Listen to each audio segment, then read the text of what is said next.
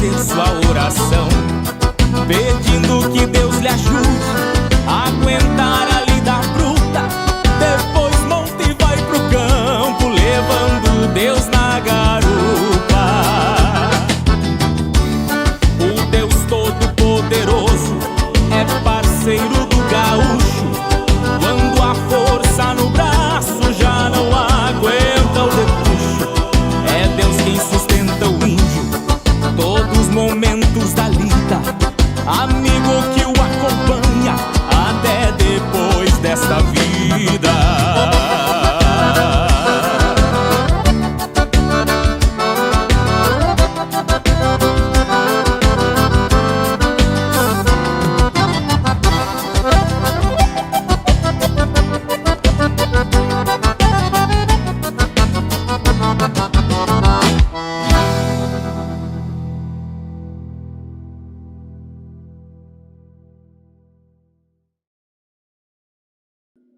Bom dia! Está começando mais um programa devocional Maná do Sul. Eu sou o Ronaldo Santos, estarei junto contigo aí até às 7 horas e 30 minutinhos.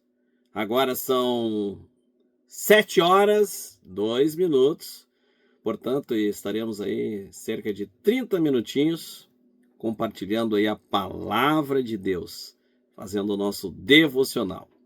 Hoje, dia 17 de março de 2026. Maná do Sul tem como propósito caminhar contigo aí no devocional diário, trazendo uma meditação nas Escrituras e em seguida aí um momento de oração pelo nosso dia. E tudo isso sempre acompanhado de louvores que edificam a nossa alma. E com aquele gostinho especial da tradição aqui do Sul.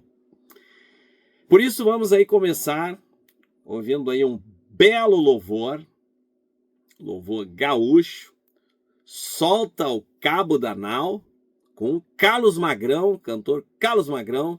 Então vamos escutar aí o hino da harpa com um toquezinho gaúcho.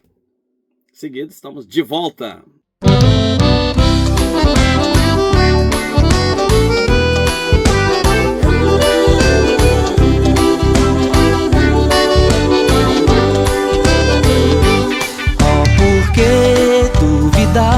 Sobre as ondas do mar, quando Cristo caminho abriu.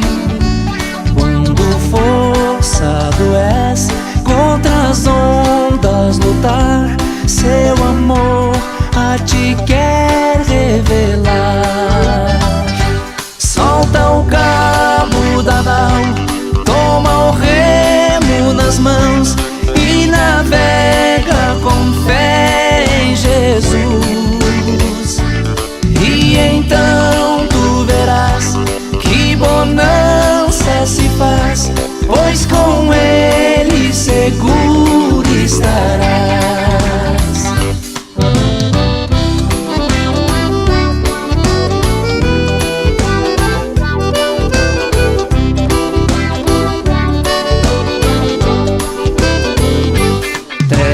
Vem te assustar, tempestades no mar, da montanha o mestre te vê. E nas tribulações ele vem socorrer, suas mãos bem te podem suster. Solta o cabo da nau, toma o remo nas mãos e navega com fé em Jesus. E então tu verás que bonança se faz, pois com ele seguro estarás. Solta o cabo da nau, toma o remo nas mãos e navega com fé em Jesus. E então tu verás que bonança se faz, pois com ele seguro estarás.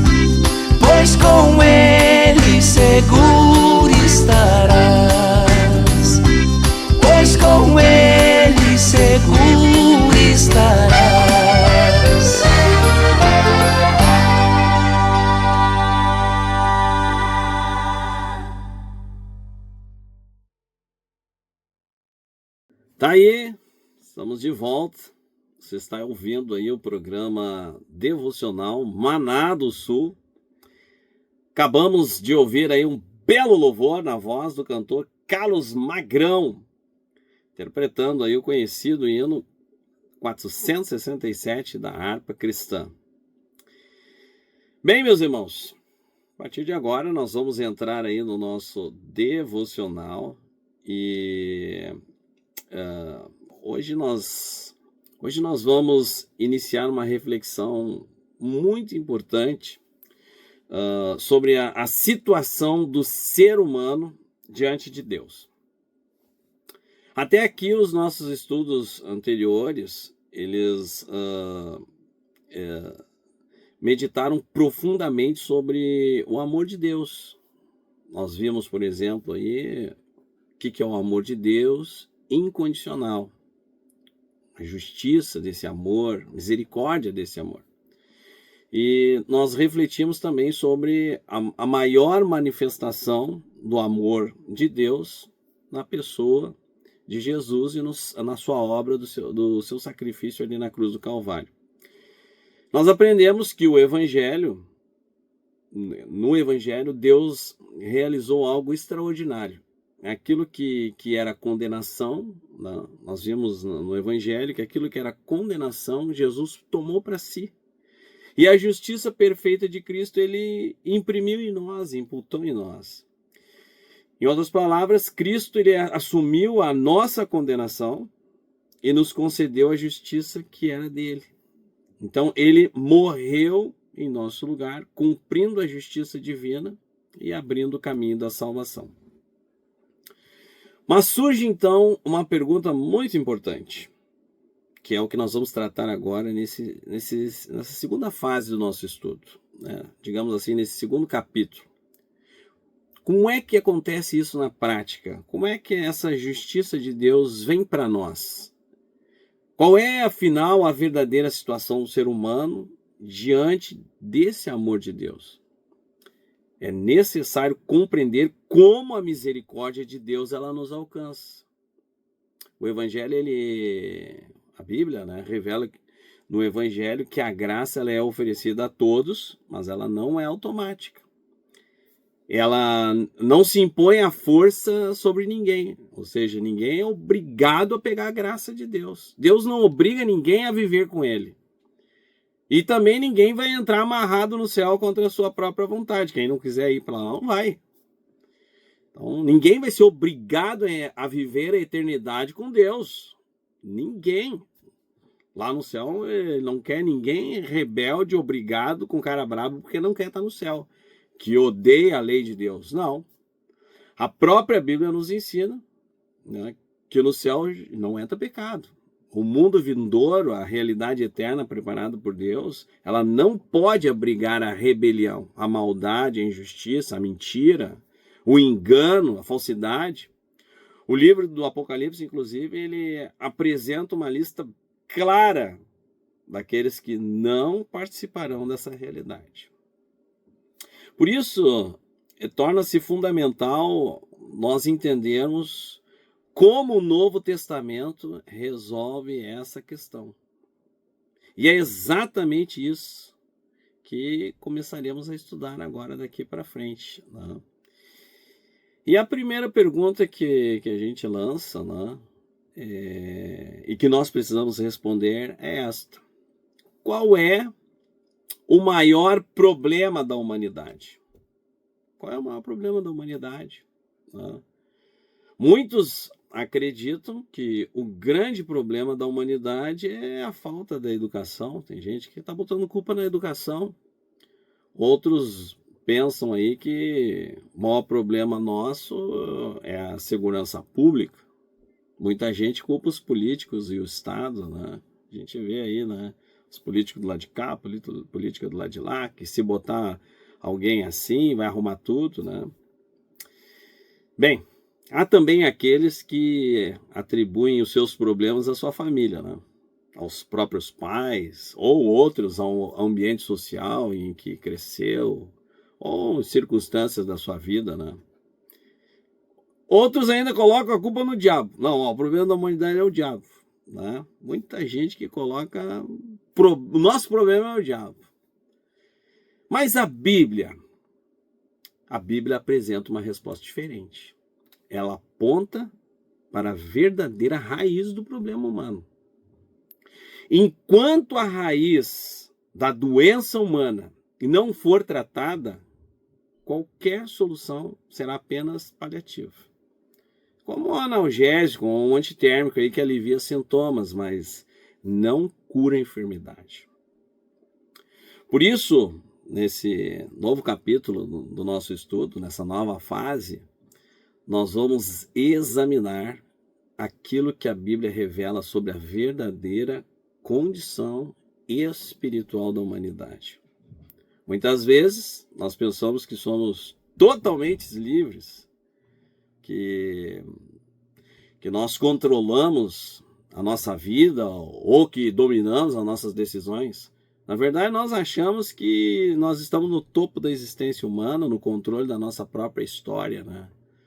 Nós gostamos disso, né? Tá no topo lá da cadeia alimentar, né? Porém, as Escrituras fazem uma afirmação surpreendente. A Bíblia diz que o ser humano é escravo. Já pensou? Você já pensou nisso? Escreve aí nos comentários o que você acha. Se você nunca tinha pensado sobre isso. A Bíblia diz que nós não somos dominadores. A Bíblia diz que nós somos escravos. Por isso, nos próximos estudos, nós vamos examinar cuidadosamente o que a palavra de Deus diz sobre esse assunto. Vamos abrir a Bíblia e observar aí os textos que explicam essa realidade. Também nós veremos que essa condição não é algo superficial ou circunstancial. A Bíblia afirma categoricamente que essa escravidão espiritual, ela acompanha o ser humano desde o seu nascimento. Olha que coisa grave. Mas a boa notícia é que existe a solução para esse problema. Nós temos um problema central, a Bíblia fala qual é o problema central, mas a Bíblia aponta a solução. Essa solução não está em filosofias, sistemas humanos ou ideologias, religiões. A única resposta para o maior problema da humanidade é Jesus Cristo. Não existe outro caminho, não existe outro remédio, não existe outra saída, não existe o que podemos inventar para nós nos curar dessa enfermidade que a Bíblia revela o que é.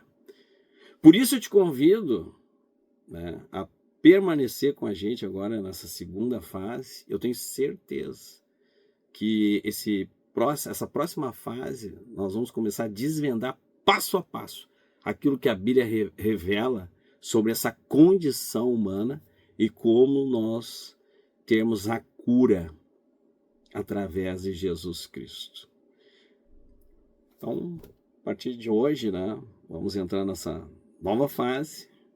Continue conosco nessa jornada e você vai ver, né? Deus é amor, é rico em amor.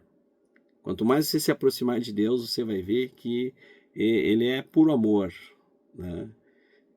O amor, Ele é caridade, Ele é benignidade, Ele é mansidão, né? E Ele é misericórdia, Ele é graça. Só que o problema é que nós estamos doentes, nós estamos enfermos e infelizmente nós estamos separados desta misericórdia, desta graça, desse amor. E nós vamos entender a doença e vamos conhecer a solução, apontada não por homens, mas a solução apontada pelo próprio Deus. Que Deus te abençoe com esta palavra. É um motivo de muita alegria estar sempre aí, todas as manhãs, contigo, né? E não se esqueça, se esses estudos aqui estão te abençoando, se você está sendo despertado, conhecendo as Escrituras. Se tem coisas aqui que você não tinha imaginado que nós estamos falando. Esses estudos aqui são tudo de graça, né? Mas você não sabe aí o trabalhão que é. Eu estudo a Bíblia há mais de 30 anos. Né? E o que eu estou passando para você aqui, né, um leitor aí de 1, 2 anos, eu tenho certeza que ele não vai conseguir. E a gente está passando aqui de graça para você, por amor a você, né? Por fidelidade a Deus, sem cobrar nada, tudo de graça. É um trabalho, mas se você só curtir aí, né, dar o teu joinha e compartilhar com uma outra pessoa, você já está pagando aí, né, todo o esforço, toda uma vida que nós temos dedicado aí na obra do Senhor. Vamos orar? Senhor Deus, muito obrigado por tudo que tu tens feito, por tudo que tu tens nos concedido, pela tua palavra de revelação, pelo Santo Espírito, nosso amado ajudador, consolador. Deus querido, nos abençoa, nos cobre com a tua graça, nos cobre, Senhor, com a tua bondade, dá ordem a nosso respeito, Senhor, prospera os nossos caminhos e nos usa, Senhor, como instrumento de bênção ao redor daqueles que estão à nossa volta. E tudo isso para a honra e glória do teu santo nome. É o que nós te pedimos e desde já te agradecemos, em nome de Jesus. Amém. Deus abençoe, uma ótima terça-feira, se Deus permitir. Até amanhã. Tchau.